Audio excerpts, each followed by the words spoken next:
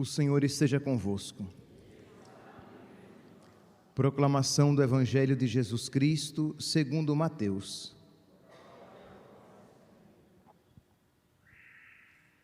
Naquele tempo, Jesus entrou na barca e seus discípulos o acompanharam. E eis que houve uma grande tempestade no mar, de modo que a barca estava sendo coberta pelas ondas. Jesus, porém, dormia. Os discípulos aproximaram-se e o acordaram, dizendo: Senhor, salva-nos, pois estamos perecendo. Jesus respondeu: Por que tendes tanto medo, homens fracos na fé? Então, levantando-se, ameaçou os ventos e o mar, e fez uma grande calmaria. Os homens ficaram admirados e diziam: Quem é este homem que até os ventos e o mar lhe obedecem? Palavra da salvação.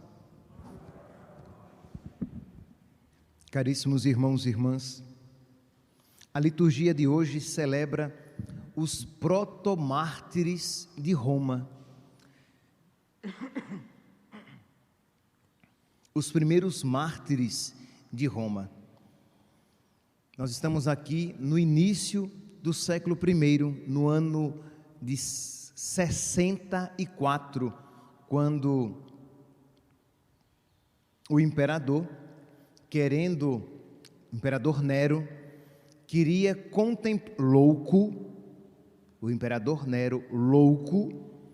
queria contemplar Roma em chamas enquanto ele tocava cítara.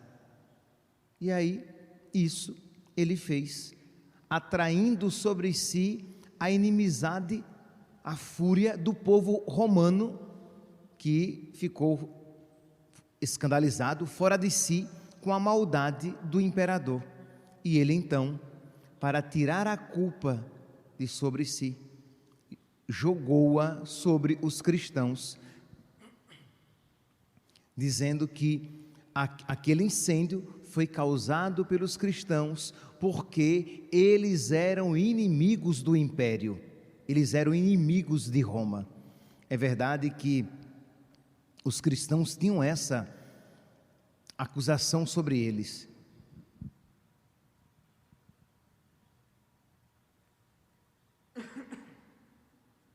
É um pigarro, gente, um negócio aqui. A gente tem até medo de tossir hoje em dia.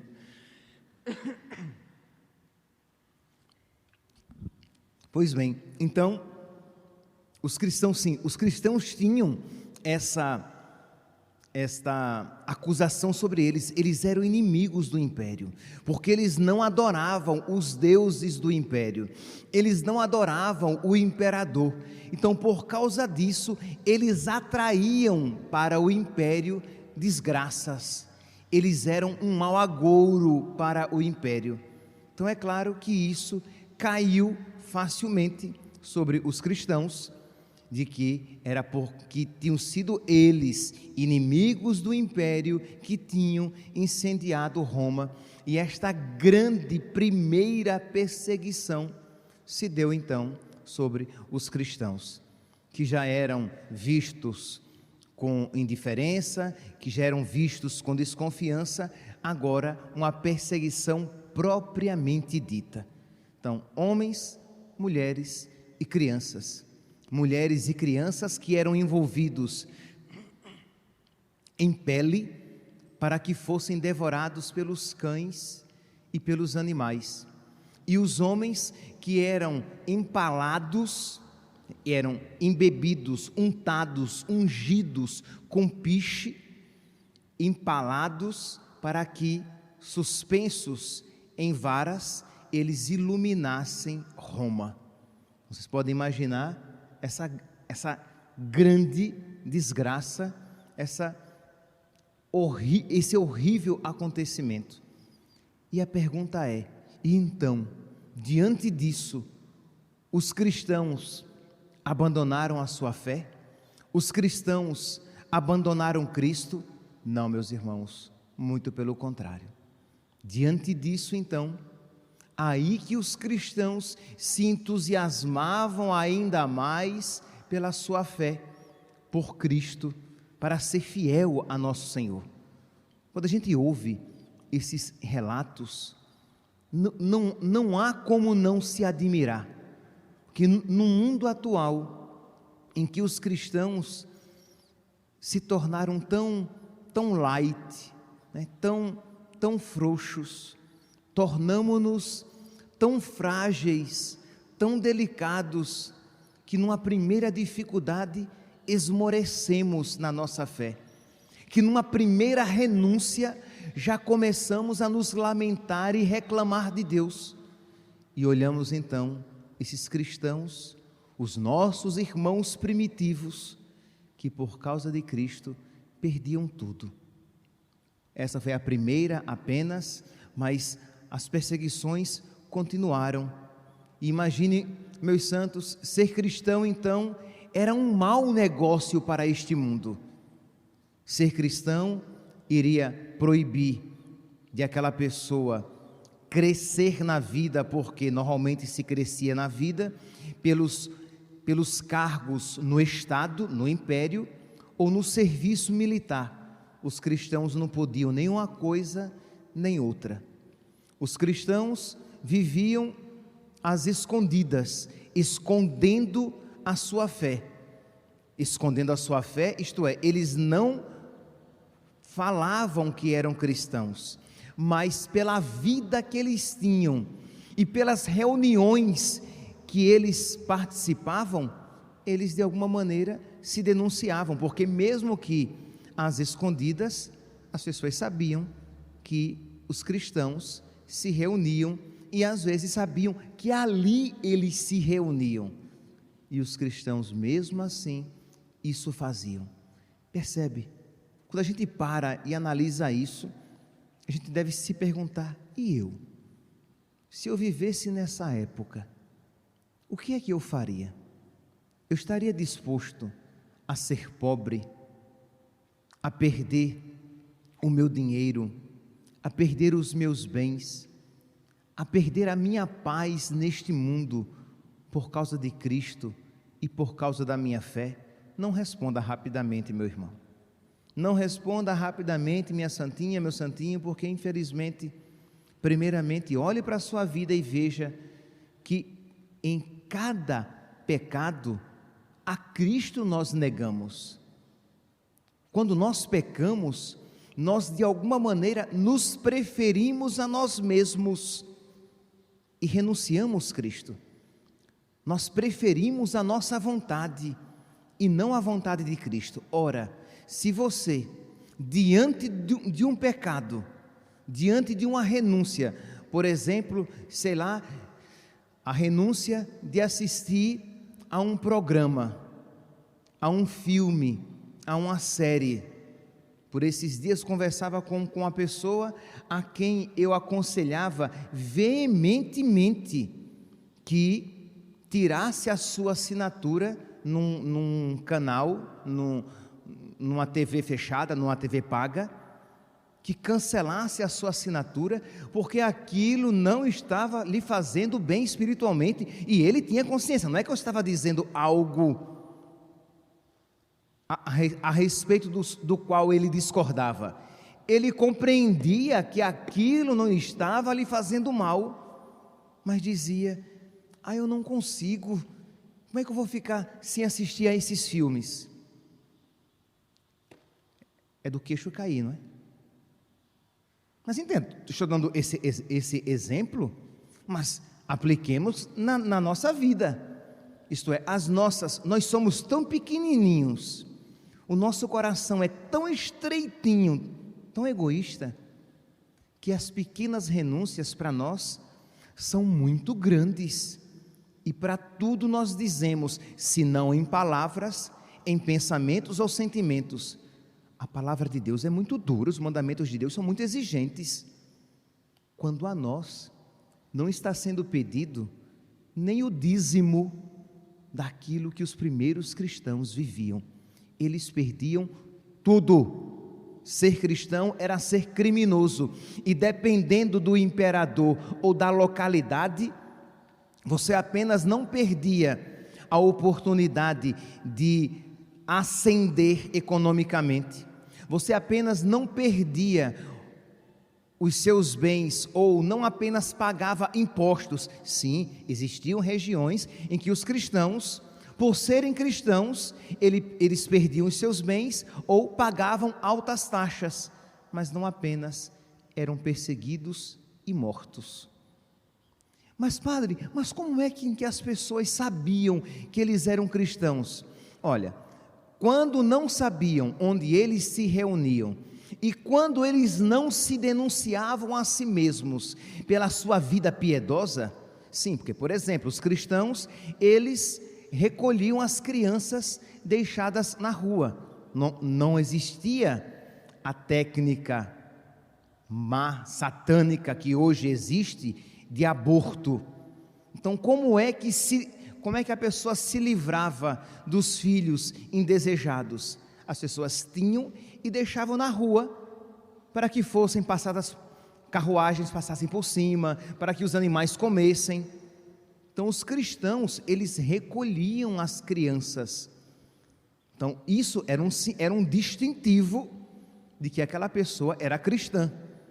Então quando aquela pessoa não era descoberta como cristã, pelas reuniões, pelas missas que eles participavam, quando não eram descobertas pelas práticas da vida, uma delas, recolher e cuidar das crianças abandonadas pelos seus pais, eles eram identificados porque os cristãos,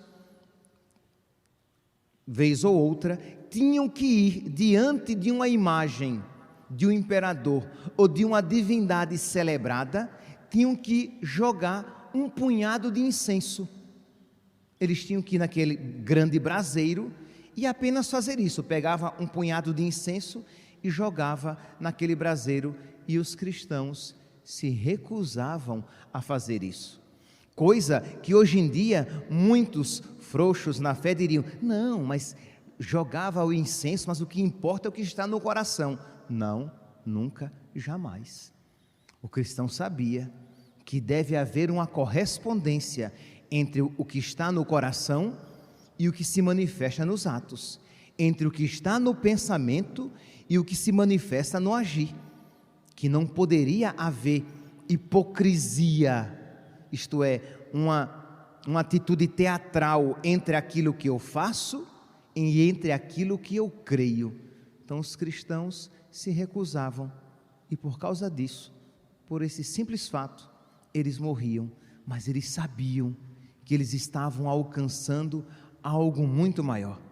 Aqui, meus irmãos, quando a gente fala a respeito de um mártir, de uma testemunha de Cristo, de alguém que derramou o próprio sangue, de alguém que foi queimado, de alguém que foi dilacerado pelas feras, se nós contemplarmos isso apenas pelo intelecto, nós não iremos compreender. No máximo, vai nos parecer um herói à maneira de Superman e Batman, mas não é isso. Nós precisamos pedir a Deus que nos conceda este conhecimento, que nos conceda esta fé profunda, que nós vejamos que ali é a ocasião de amar a Deus. Repito, quando os outros cristãos viam isso, aí que multiplicava ainda mais o número de cristãos. Existia até uma expressão: sangue de mártir, semente de cristão.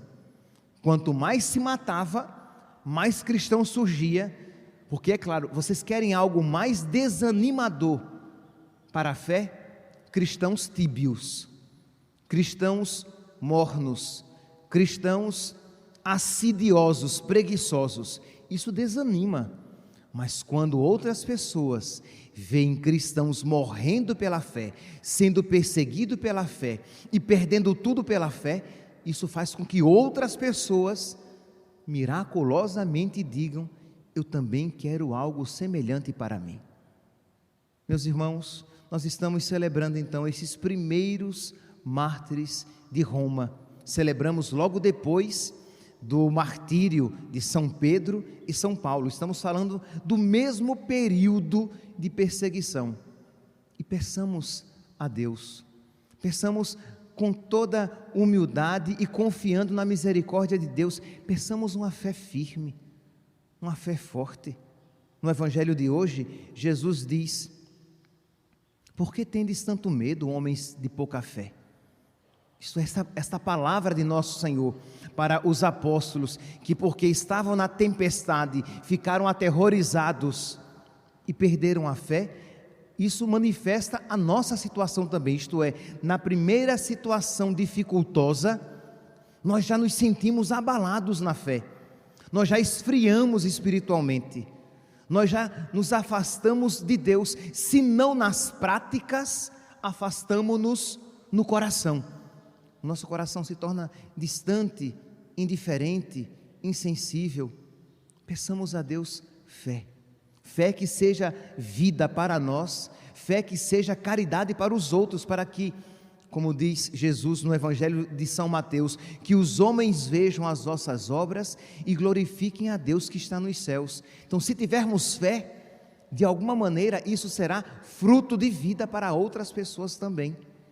Então peçamos a Deus, peçamos sem ter consciência ainda do que estamos pedindo, porque é verdade, você vai pedir a Deus uma fé viva, uma fé robusta, uma fé que não se rebaixe na primeira dificuldade, mas você não terá consciência do que isso significará na vida prática, na sua vida prática. Mas peça.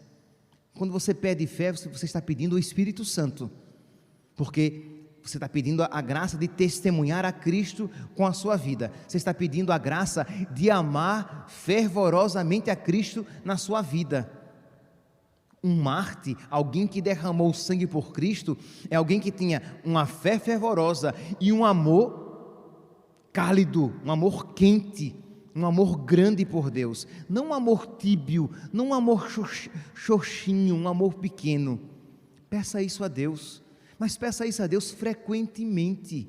É claro, as homilias, elas são ocasião para resplandecer no nosso intelecto, né, trazer à luz à nossa mente algo que nós precisamos fazer frequentemente, todos os dias, juntamente com o seu terço, juntamente com a sua leitura espiritual, todos os dias, de você dizer: meu Deus, eu vos amo, mas eu vos amo tão pouco, Senhor, aumenta o meu amor por vós, Senhor, eu creio em vós, mas eu creio tão pouco, Senhor, ajuda-me a crer ainda mais. E amanhã, quando você perceber que algo novo, se você perceber, não necessariamente, que algo novo brotou no seu coração, agradeça a Deus e peça mais amor, porque neste mundo sempre poderemos crescer no amor e na fé. Me ajuda, Senhor, a ter mais fé. E quando você perceber uma realidade a que você está apegado, que você não quer desapegar, uma realidade que é ocasião de menos amor a Deus, peça: Senhor, olha aqui essa situação, Senhor, e eu sou tão fraco, tão fraca diante dela, me ajuda, Senhor, eu quero te amar também aqui, que no nosso coração, meus santos, existem tantas áreas, e às vezes nós amamos a Deus em algumas áreas da nossa vida, mas existem outras áreas em que ali Deus não entra, em que ali o nosso apego está incrustado, está enraizado, e nós precisamos, na oração, apresentar a Deus e dizer: Jesus, eu não quero que haja áreas no meu coração em que Tu não estejas presente, eu quero Te amar e eu quero crer em Ti com todo o meu coração, com toda a minha alma e com todo o meu entendimento. Se assim, meus santos, crermos e amarmos a Deus, pode ser que Ele não nos peça o derramamento do nosso sangue, mas estaremos preparados para testemunhar Cristo com a nossa vida. Que os santos mártires intercedam por nós, para que não apenas com os lábios, mas com o nosso viver, nós possamos dizer: louvado seja nosso Senhor Jesus Cristo, para sempre seja louvado.